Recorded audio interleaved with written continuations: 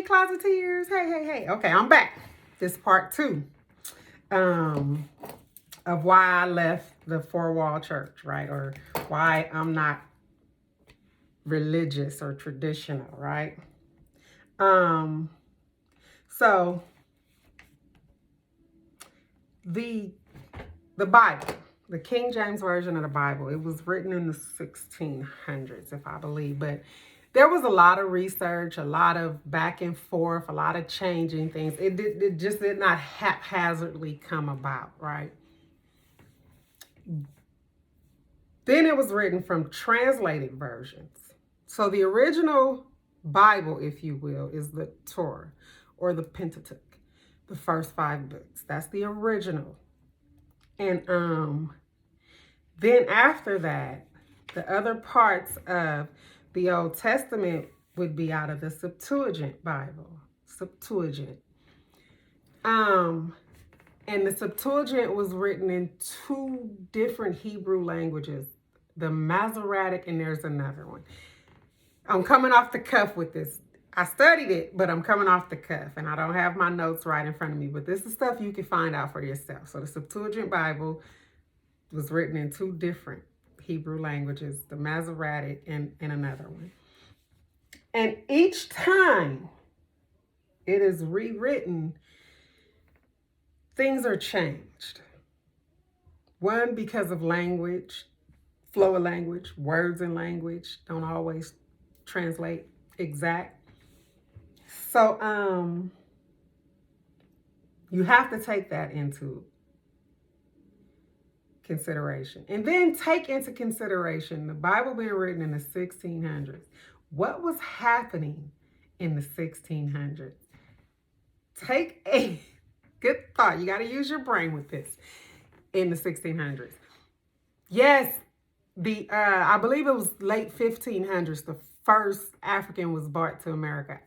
In my original regular history lesson, I was taught that it was Jamestown, Virginia in 42. That's not true. It was, I believe, South Carolina in 1585 or something like that. That's the original timeline.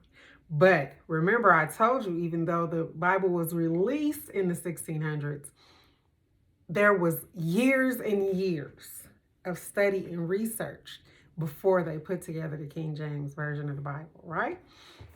And yes, slavery was going on during this time. And please keep in mind, people being brought to America, Africans being brought to America in the 1500s and the 1600s on through, I believe the last ship was 18 something. That was not the beginning of the enslavement of Africans. Please do your research. A lot of castles, so to speak, were built on the coast of Africa by the Dutch, mainly. And in the dungeons, Africans were kept in the dungeons, mostly waiting to be transferred. And then remember, it didn't just, the ships didn't come straight to America. You have ships that ended up in Haiti, ships that ended up in the islands, all those things. It did not start there. It did not begin there. So in my humble opinion, I would be very careful of how much value I put into what's written in the King James Version of the Bible, especially those parts that are, and this, I know this is controversial and I know I'm going to get some hate, but do your own research. Don't hate my research. Do your own research, and then you're going to come back and you apologize, or you just won't say nothing, one or the other. Because some people going to hate what I'm saying. Pay attention to how the Bible is really geared towards oppressing women and controlling slaves. Pay attention to that, right? Oppressing women and controlling slaves. It's all there. Pay attention to it.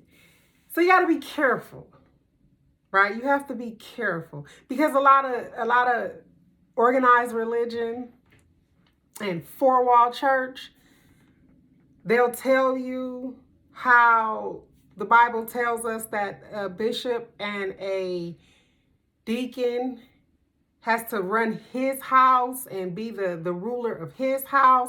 They'll tell you that, and they'll make you think that the fivefold ministry, what is it, the pastor, the teacher, the evangelist, the apostle, and I can't forget this one. I know what it is, but the prophet. Yes, the prophet.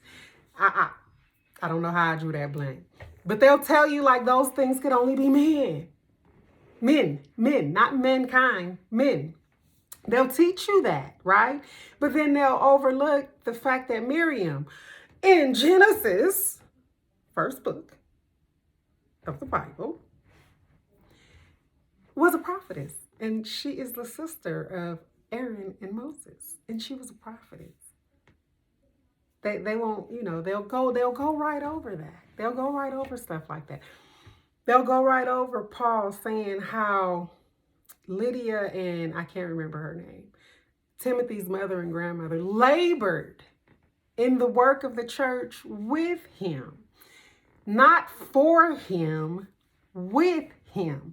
They'll go over stuff like that. So as I began to study and as I began to have these encounters with church folk, I began to say, yeah, I'm going to step out of the four-wall church. So my second, and that was just a brief little lesson on the Bible. If you want more, look it up yourself.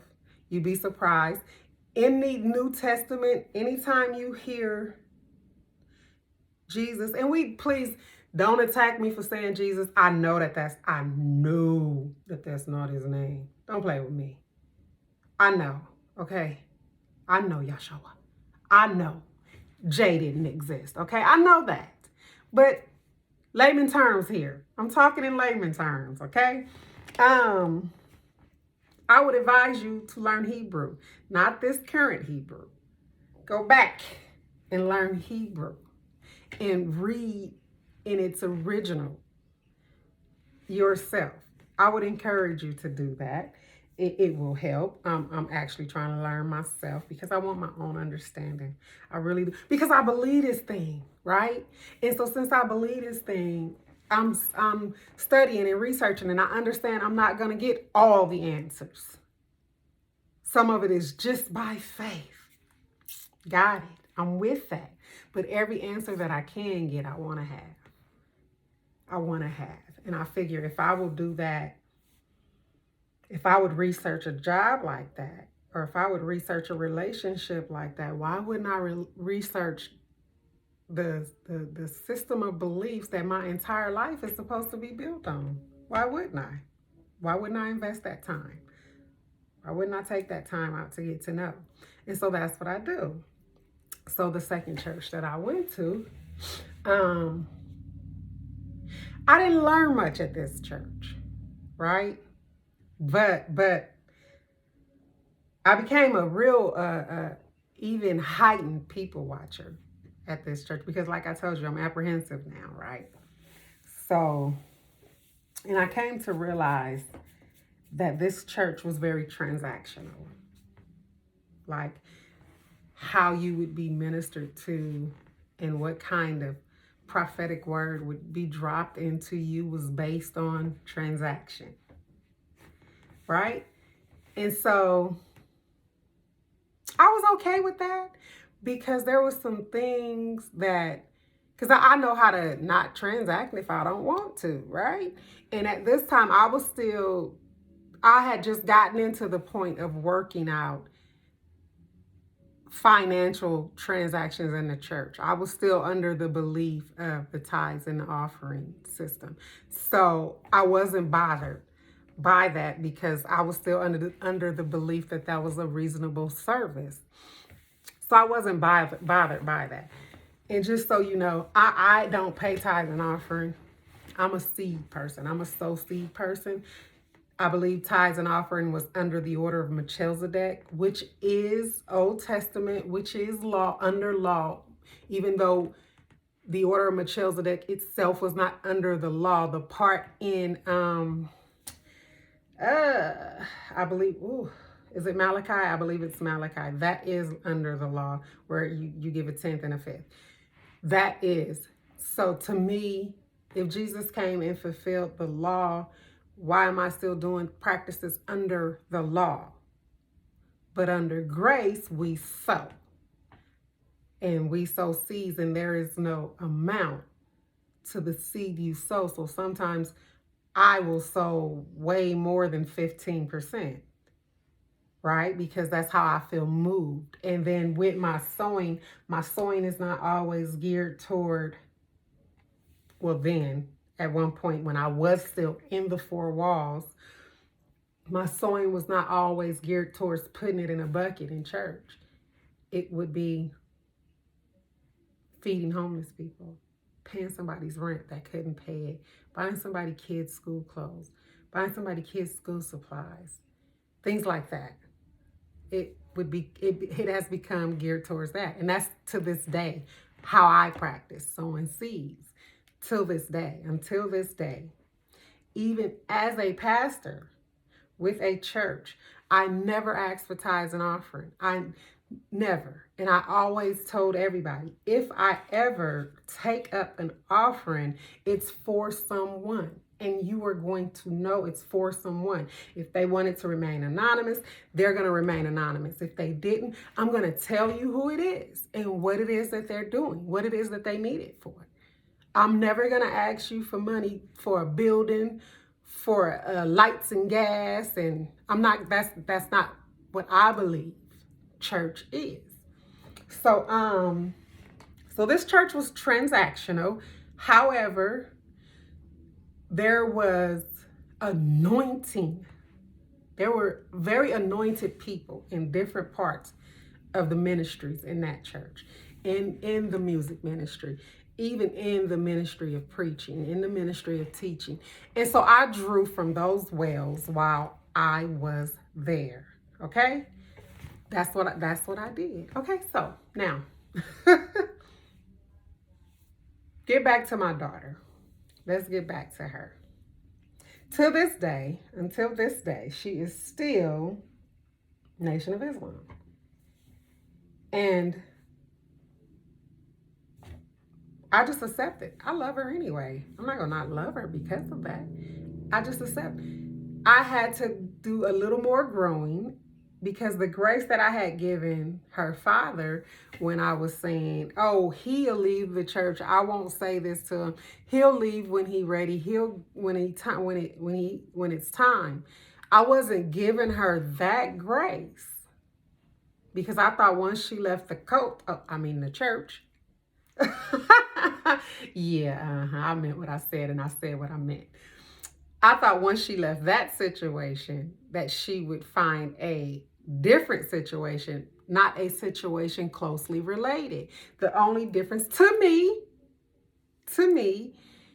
is she becomes more self-aware as a Muslim, more aware of her people, more aware of the practices that other people use to enslave and oppress Black people. She becomes aware of all that information. She gets that. And they believe Jesus as a prophet, not the Messiah. So she's still getting, but it's still oppressive to women. So for me, it's like, but I had to, she's grown and she has to come around on her own, right? A lot of problems that we have are based on control, wanting to control a situation. So a lot of the headbutting that we had began to do when it came to our beliefs was based on control for both of us. Because she wanted me to know what she knew and to get into what she knew and to control what I thought based on that, and vice versa. I wanted her the same way, the same thing, And so it became, so then I just got to the point where, Grace, she's not going to learn at the level that I learn at. I'm not going to learn at the level that she learns at. we're not gonna understand at the same level, and we're not gonna understand the one same thing, the one same way. And so for that reason, we were better able to talk and to get along when it comes to religious beliefs, and tactics, right? That, and one of the things, and just watching her, because now I'm more actively watching her than I am trying to tell her. So one of the things that I'm learning is that does not sit well with her. The oppressive nature of the NOI when it comes to women. And so it's like, whoo, that feels good to me.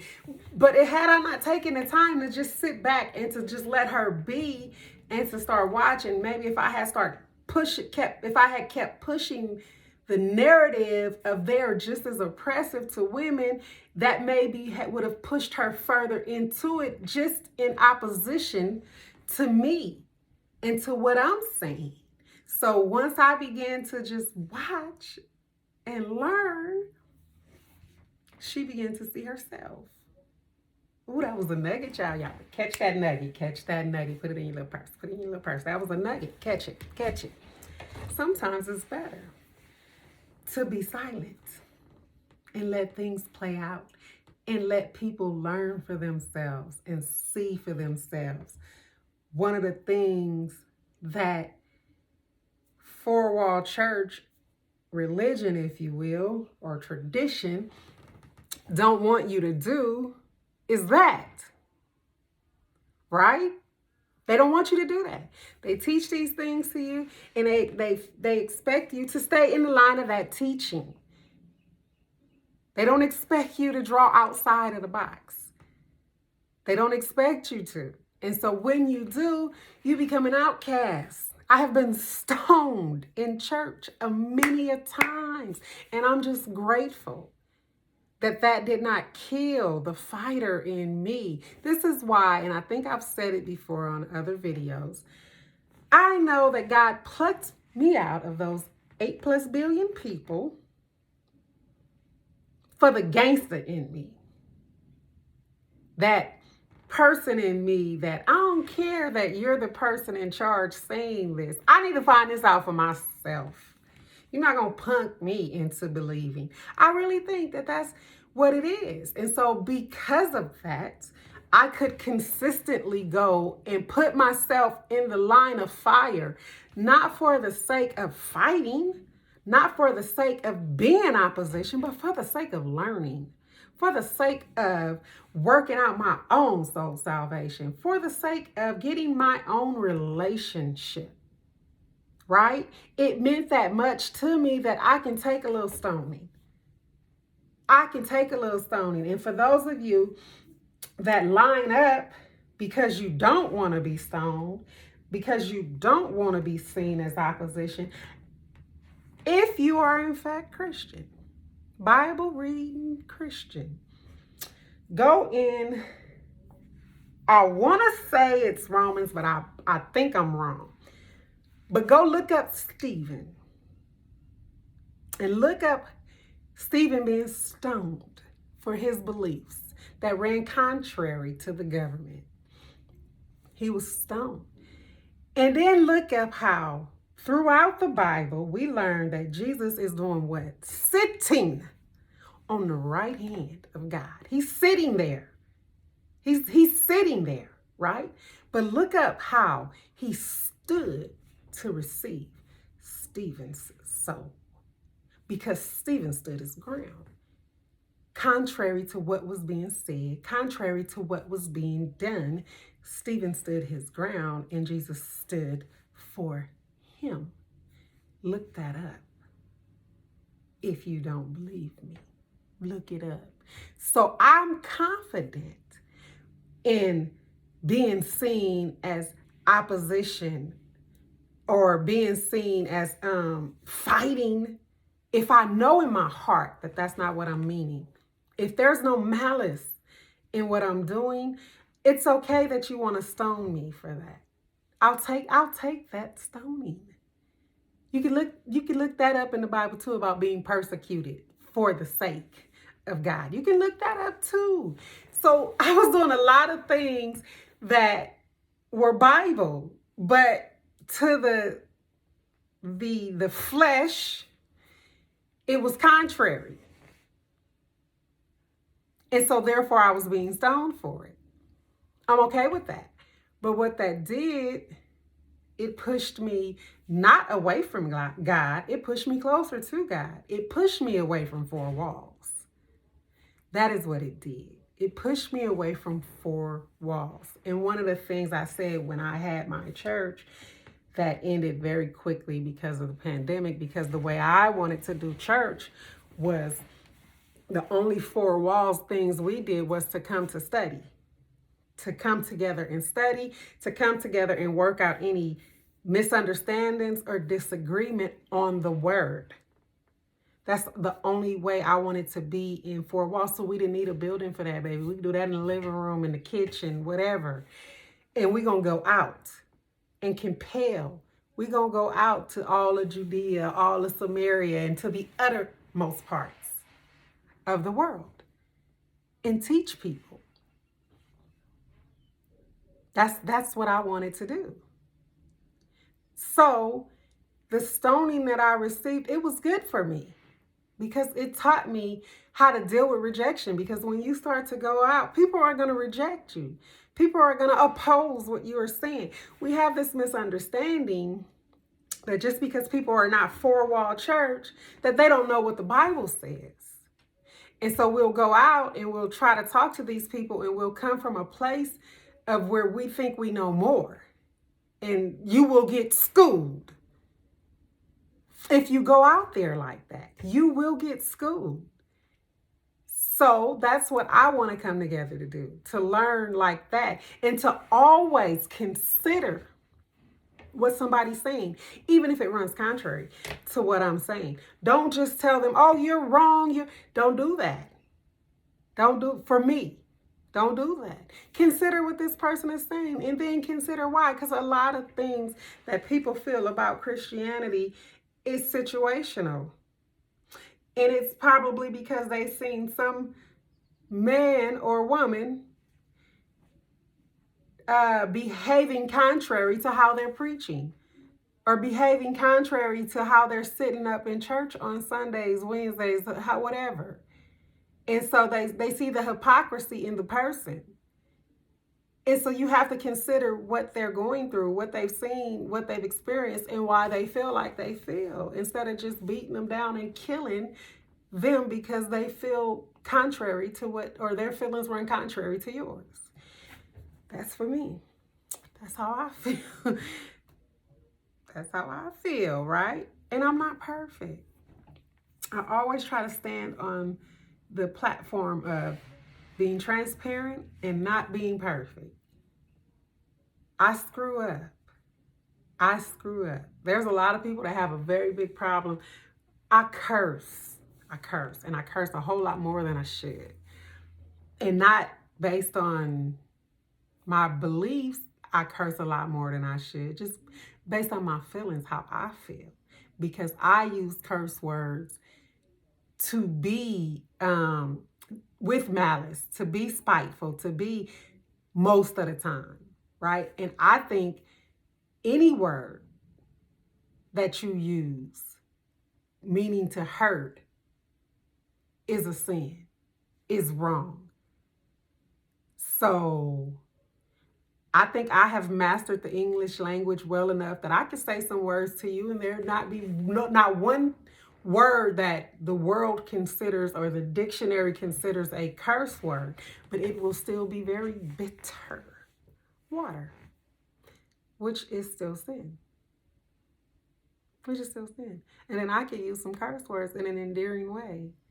Are you going to tell me I'm sinning because the word? Things like that. There has to be room, not where you're compromising the gospel, not where you're compromising what you believe, but there has to be room where you could deal with people that have learned that have practiced and lived contrary to growing up in church. We have to be able to deal with these people, right? We have to be able to talk with the people. We have to. We have to be able to get in the trenches with people. If I'm a person who does not have a problem with cursing, and you're a person that does, me and you cannot be in the trenches together. It's not going to work because you are not going to understand me. I use that, but there's so many other things. If you're a person that grew up a virgin and didn't have sex until you got married, and there's somebody out there that was friendly.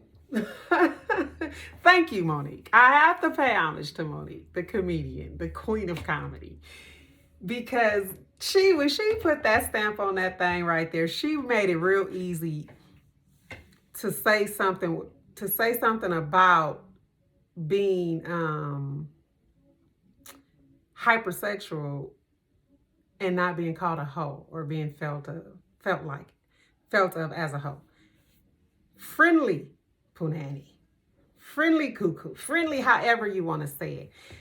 I believe that was a really good thing, the way she did that, because to me it took the shame out of it. It took the embarrassment out of it for me. You may disagree, but anyway, those two people probably can't be in the trenches together. This person probably can't really, the virgin probably can't really say something to the promiscuous person because they don't relate, right? So we have to be able to get in the trenches. That does not mean that a virgin has to become promiscuous. No, that means you put a promiscuous person in the trenches with a promiscuous person. I'm not telling that person to change who they are. You put a virgin in the trench with a virgin, and so on and so forth. That's what I'm saying. And four-wall church don't do that. And so this is organized religion does not do that. You have some organized religions that can't even deal with people outside of their religion. What Bible are you reading? How can you go out to the world, to the uttermost parts, and convince anyone if you're not talking to people that don't believe what you believe? How can you feel you've drawn anyone in if every Sunday, every Wednesday you meet in the same place, same time, different day? That's all. Same place, same time, different day. Same place, same time, different day. What are you doing? What are you doing? What are you doing? So, again, I'm in right here. I am going to table this for now. I guess there will be a part 3, but not today. I'm not gonna start up the next one. But yeah. I thank you guys. This part right here will be way more in depth. There are 2 things that I want to talk to you about, 2 subject matters that I want to talk about that are very near and dear to me because they're a part of the reshaping of the person that I am, right? And one is being in a 30-year marriage that failed and the reasons why it failed. That's one, some of the reasons that I know of. And then not being a 4-wall church Christian believer. That's the second thing. Those are 2 things. Now there's going to be a lot of other information in between there, but those 2 things will be in depth. Okay. Thank you guys. I appreciate your support. Love you much. Please remember to click like, share, and subscribe, and tell a friend. Take care.